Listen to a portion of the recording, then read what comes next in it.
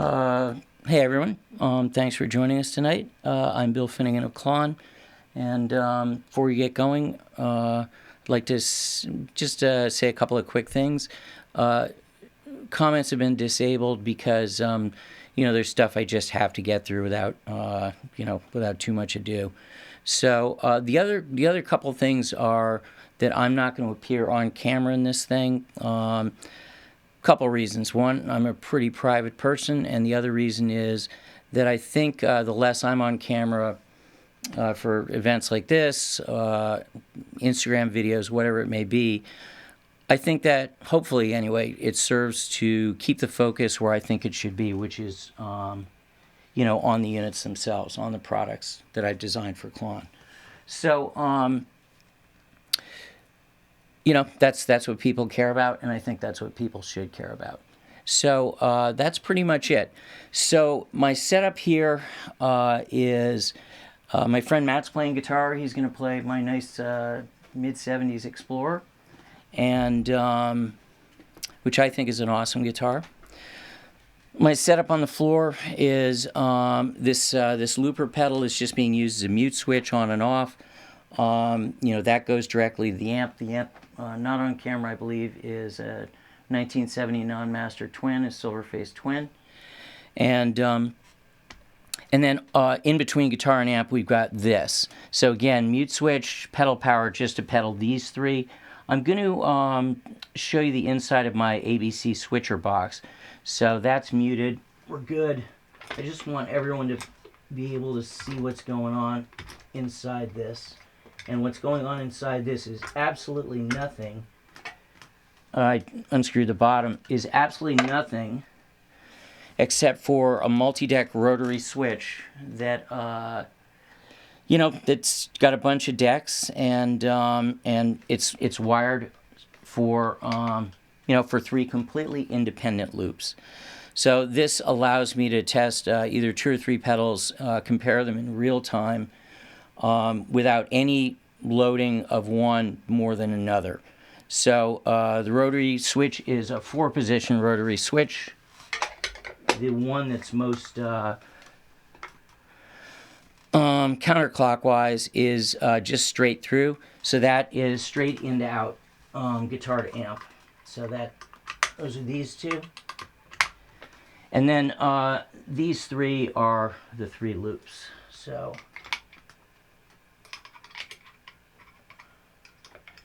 that one points there.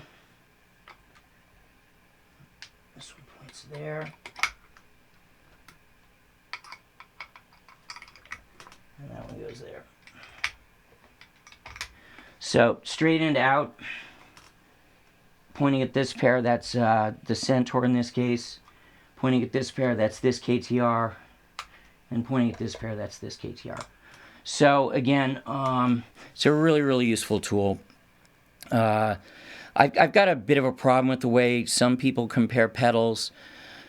If you daisy chain them all together, if you're comparing several pedals and you've got them daisy chained, then hey, inevitably you're going to get different loading from one to the next. The one furthest upstream is going to be loaded differently than the one furthest downstream. So that's a problem I have with the way a lot of people run their comparisons. The other thing I would note is a real-world circumstance, which is that all potentiometers have a tolerance. Any production potentiometer, aside from crazy expensive mil-spec pots, most commercial pots are plus and minus 20%. So, what that means is you could have a 10K linear pot, which is the the value of the treble and the output controls on my units, and that 10K, that nominally 10K linear pot, could be 8K or it could be 12K and still be within that 20% tolerance. So the reason I mention that is some people, will test and say, well, I'm going to do a real fair test. I'm going to just put everything at noon. Well, noon on one pot might get you a very different resistance than noon on another pot of the same value. So again, I don't think that's good methodology. I think you really have to do it by ear. and and micro adjust. The only other way you can do it and actually do a fair test is go inside of all your boxes and with a voltometer get absolutely equivalent resistances for your various controls. But so anyone who just says I'm going to put everything at noon and that'll be a fair test of this pedal versus this other pedal, that's not really the way it works. So try and, when you're doing comparisons, try and be mindful of potentiometer tolerance, because it can really make a difference. And while my friend Matt's playing, I'm going to be down here kind of micro adjusting this and that. Again, just trying to get the output levels the same and the tonal response with the treble controls, get those the same, and get the amount of gain the same if I'm not maxed out. So I guess Matt, go ahead and hit the ingot. So I think you got signal into the amp now, right? Yeah. And what's the buffer setting on the KTRs? Oh, that's right. Both the KTRs are set in the almost always better position, which is buffered output in the off position. The Centaur is always buffered. You didn't have the option of true bypass in the off position. So that's a fair test with these guys in almost always better setting, which is the buffered output. So we'll just go through the four options here. This is straight through. This is the Centaur. This is this KTR. And this is this KTR. So, again, I'm a big believer in buffered output. It prevents, high frequency content that's originally there in your signal from being deep sixed by cable capacitance. And I think as time has gone on, certainly, in all the years I've been doing Klon, I think a lot more people are hip to buffers now than they used to be. Everyone used to not everyone, but many players just used to reflexively think that, true bypass, that's the way to go. True bypass, to my mind, is not the way to go, again, because of cable capacitance. So everything's buffered here in the off position, and now I guess we can turn on some pedals and start making some sound, making some noise. Yeah. All right, so still bypass right now. Now I'm going to go Centaur.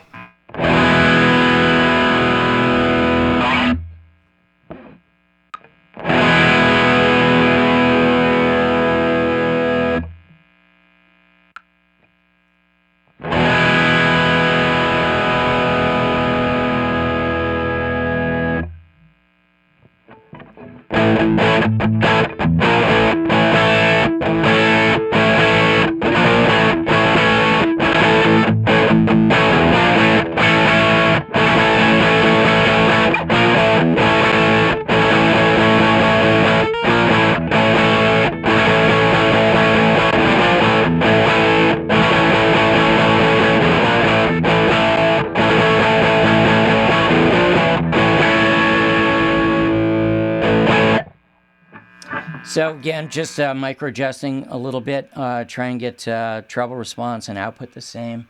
As you can see, I've got the gain dimed on all three. So this is, obviously the most saturation and distortion you can get out of the units. So they were never, the circuit was never designed to be a gain monster circuit. That's not what it does. But even at max gain, you still retain some sense of what the guitar sounds like, and just gives it some squash and some harmonic response. So do a bit more.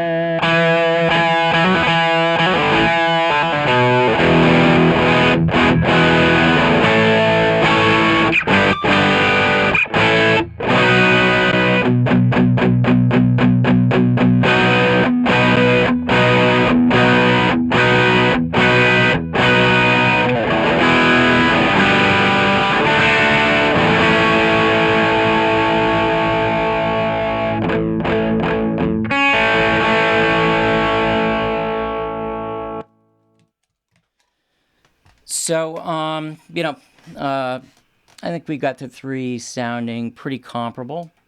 There's other fact of life in the pedal world, and I think with anything else, there is a slight range of variation, and that's between Centaurs, between KTRs, between anything. The Centaur, incorporates the Centaur and the KTR have the same circuit except for the little slide switch on the KTR that gives you the option of true bypass output. But complex circuit, and what that means is there are a lot of components, and each of those components has a tolerance. Each resistor, all the resistors in both units are 1% resistors, so they vary pretty much not at all for all practical purposes. Caps, however, capacitors, I use 5% caps in all the tonally critical parts of the circuit. 5% in certain parts of the circuit could be a teeny bit audible. So, if for example, the presentation of the mids is a tiny bit different from one to the next, usually, but not always, you can iron that out completely and get them sounding absolutely indistinguishable from one to the next. But, there are, ever so slight differences here and there. Would anybody hear those in the real world in at a show or a recording session if you didn't have three of them side by side? I venture to say most people would not be able to hear, any difference whatsoever. And I think we've got these pretty dialed in right now. So, let me do something fun. Hand me that box, Matt. Pardon me, everyone. I'm losing my voice, and I have no idea why. So, this is Centaur number 001. A friend of mine told me that a few months ago, somebody or other is trying to sell 002 for some crazy amount of money, maybe on Reverb, but a couple people told me that somebody or other, whoever owns 002, was trying to get some stupid amount of money for it. And so I just figured I'd show everyone 001. I made this right around the same time. It was in some interview or something where I explained that when I made the first 18, 16, my typical batch was 16 because that's how many I could build on my folding card table that I bought at Kmart. So when I built the first 16, I had to sell them all because I needed to pay rent and, Klon invoices and stuff like that. So I built those, I serialized those 002 to 017. And because I knew I wanted to keep 001, and I couldn't really do that. I needed to sell everything I built to kind of keep the wolf from the door. So this one was built within a week or so of those first 16 that were serialized 002 to 017. And I've never sold it. As you can see, it's in perfect condition. It sounds good. We can fire it up right now. So it's not here because I necessarily want to sell it, but I've got expensive house repairs in my future, and so if anyone wants to get all crazy and make a play for 001, you can email me and we'll figure it out. So we'll just stick it in this position right here so you can hear what it sounds like. I think it sounds good. I fired it up the other day for the first time in God knows how many years, and it rocked. So it's where did those go? Oh, they're here. So there's that,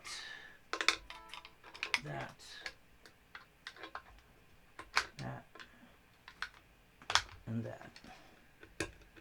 All right, hit the ingot.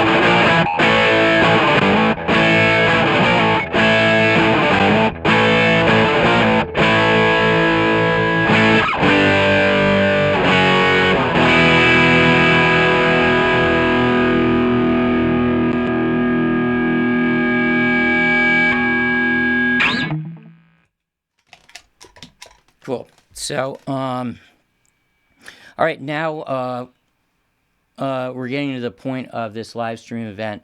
I've got an announcement to make regarding future KTR production.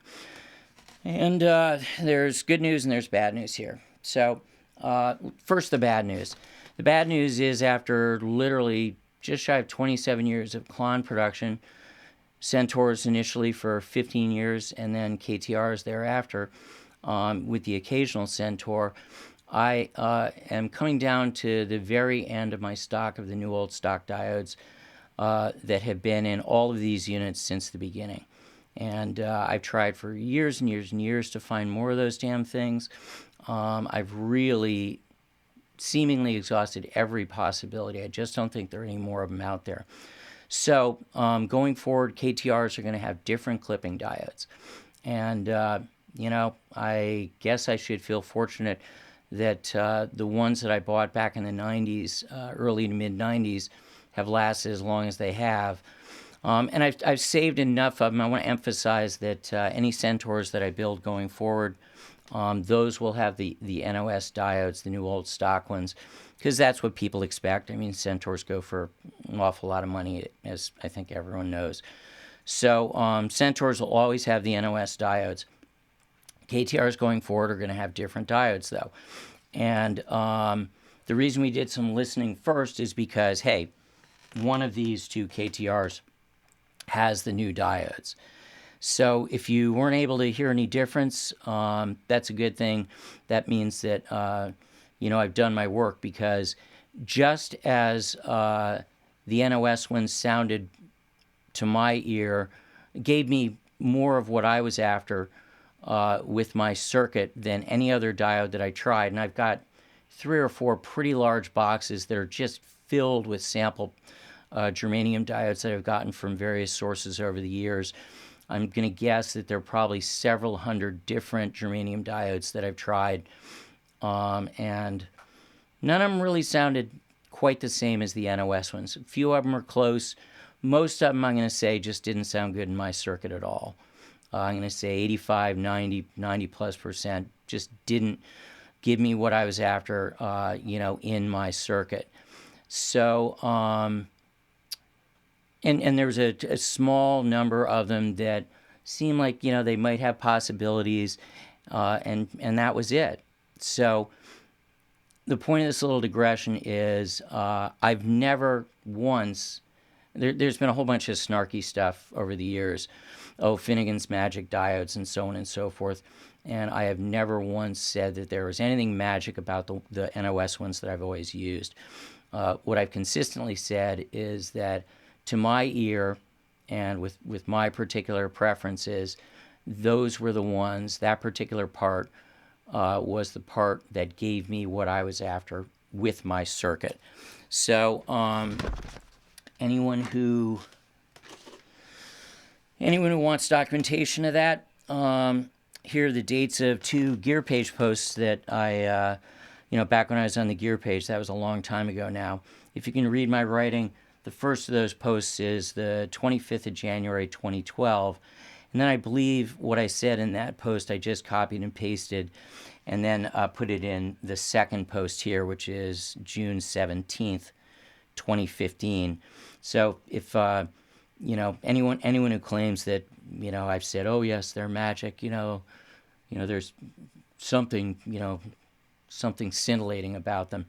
No, I've never said that. I just said that, after doing, all of my homework and testing tons and tons and tons of different diodes in my circuit on one of my experimental boards, the ones that I've always used are the ones that worked best for me in this circuit. So I can tell you that the new KTRs, new production KTRs going forward, not only are the diodes going to be different, but I had to modify the circuit. So there are some modified values in order to make the diodes that are going to be in KTRs going forward so that the overall result ends up sounding the same. And that was an awful lot of hard work over the course of like maybe 3-4 months. And here I got to give a big shout out to my friend John Snyder of electronic audio experiments.